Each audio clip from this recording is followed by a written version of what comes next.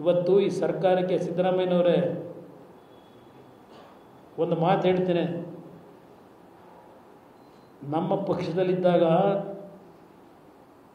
ನನ್ನ ತಾಯಿಯ ಕೈ ಅನ್ನ ತಿಂದು ಬೆಳೆದಿದ್ದೀರಿ. ಆ ತಾಯಿ ನೋವೇನು ಅನ್ನೋದು ಗೊತ್ತಿದೆ ನನಗೆ.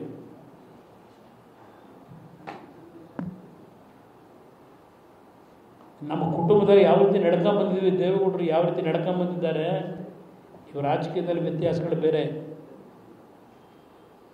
ಈ ಪ್ರಕರಣದಲ್ಲಿ ನಿಮಗೆ ನಿಜಕ್ಕೂ ಈ ರಾಜ್ಯದ ಮುಖ್ಯಮಂತ್ರಿಯಾಗಿ ಪ್ರಾಮಾಣಿಕವಾದ ಜವಾಬ್ದಾರಿಯನ್ನು ನಿರ್ವಹಿಸ್ತೀನಿ ಅಂತಕ್ಕಂಥದ್ದು ನಿಮ್ಮಲ್ಲಿದ್ದರೆ ಎಲ್ಲಿಂದ ತನಿಖೆ ಪ್ರಾರಂಭ ಆಗಬೇಕಿದು?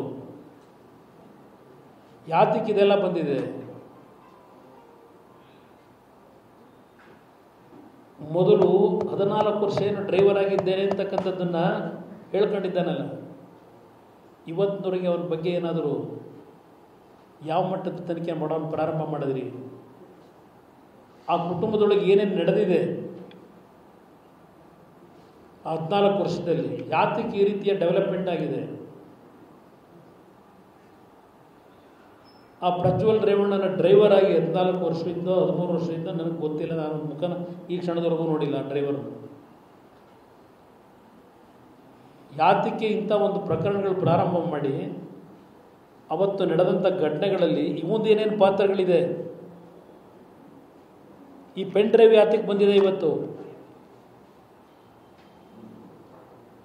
ಇಂಥ ಸಿಡಿ ಮಾಡ್ತಕ್ಕಂಥ ವ್ಯಕ್ತಿಗಳ ಕೈಗೆ 4 ಗೋಡೆ ಮಧ್ಯದಲ್ಲಿ ನೀವು ಏನು ಬೇಕಾದ್ರೂ ಮಾಡ್ಕೊ. ಇವತ್ತು ನಾನು ಬೆಳಗ್ಗೆ ಟಿ ವಿಲಿ ನೋಡ್ತಾ ಇದ್ದೆ, ನಿನ್ನೆ ರಾತ್ರಿ ಅದಂತೂ ರೇವ್ ಪಾರ್ಟಿ ಅಂತಲ್ಲ ಆನೇಕಲ್ ರೋಡಲ್ಲಿ 78 ಜನ ಅರೆಸ್ಟ್ ಮಾಡಿದ್ದೀರಿ.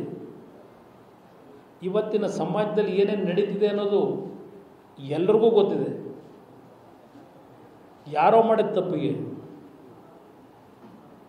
ಎಲ್ಲರನ್ನೂ ಸೇರಿಸಿ ಕುಟುಂಬನೇ ಸಂಪೂರ್ಣ ಸರ್ವನಾಶ ಮಾಡೋದು, ಇದ್ಯಾವ ನ್ಯಾಯ?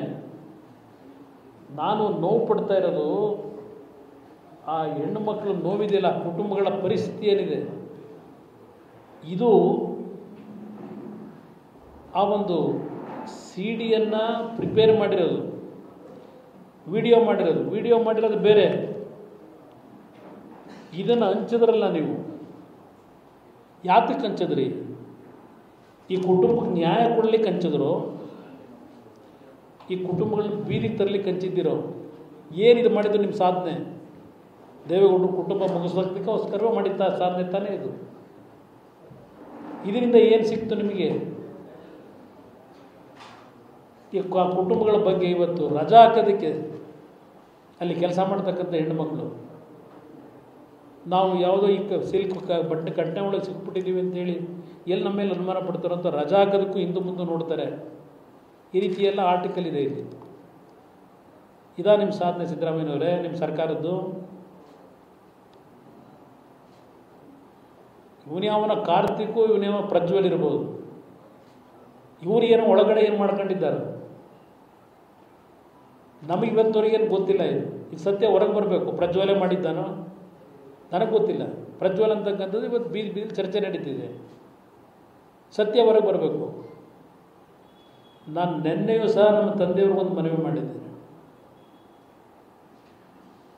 ದಯವಿಟ್ಟು ಈ ಕುಟುಂಬಕ್ಕೆ ಬಂದಿರತಕ್ಕಂಥ ಕಳಂಕ ಅಳಿಸ್ಕೋಬೇಕು ಅಂದರೆ, ನನಗೆ ಇದು ವಿಷಯ ಗೊತ್ತಾಗಿದ್ದರೆ ನಾನು ಅವನು ವಿದೇಶಕ್ಕೆ ಹೋಗಿ ಬಿಡ್ತಿರಲಿಲ್ಲ. ನಾನು ಯಾವ ಕಾರಣಕ್ಕೂ ಬಿಡ್ತಿರಲಿಲ್ಲ. ಏಕೆಂದರೆ ಇಂಥ ಪ್ರಕರಣಗಳು ಬಂದಾಗ ಕೆಲವು ವಕೀಲರುಗಳ ಅಡ್ವೈಸ್ ಮೇಲೆ ಏನೇನೋ ಮಾಡ್ಕೊತಾರೆ. ನಡೆದಿದೆ ಬೇಕಾದಷ್ಟು ಈ ರೀತಿ. ಇದು ನಾವು ಹೇಳ್ಕೊಟ್ಟು ಕಳಿಸಿದ್ದಲ್ಲ, ಇದು ನಮ್ಮ ವಿಷಯವೂ ಗೊತ್ತಿಲ್ಲ. ನಾನು ಈಗ ಹಳೆ ಪತ್ರಿಕೆಗಳು ನೋಡ್ತಾ ಇದ್ದಾಗ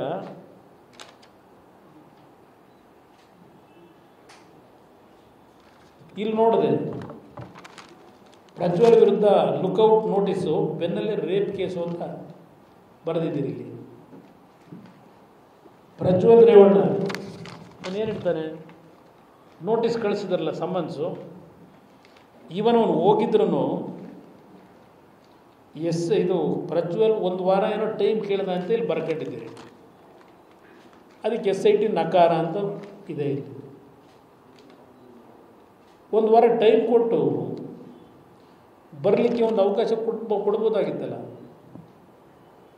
ನಾನು ಹಳೆ ಪೇಪರ್ಗಳು ಇವತ್ತು ನಿಮ್ಮ ಪ್ರೆಸ್ ಮೀಟ್ ಮಾಡೋದಕ್ಕೆ ಯಾರು ಏನು ಹೇಳಿದ್ದಾರೆ ಅನ್ನೋದನ್ನು ನೋಡೋದಕ್ಕೋಸ್ಕರ ತೆಗೆದೆ. ಇವತ್ತು ಕಳೆದ 20 ದಿವಸದ ಪೇಪರ್ 21ನೇ ತಾರೀಕಿನ ಎಲ್ಲ ಬಂಡ್ಲು ತರಕ್ಕೆ ಹೋಗಿಲ್ಲ.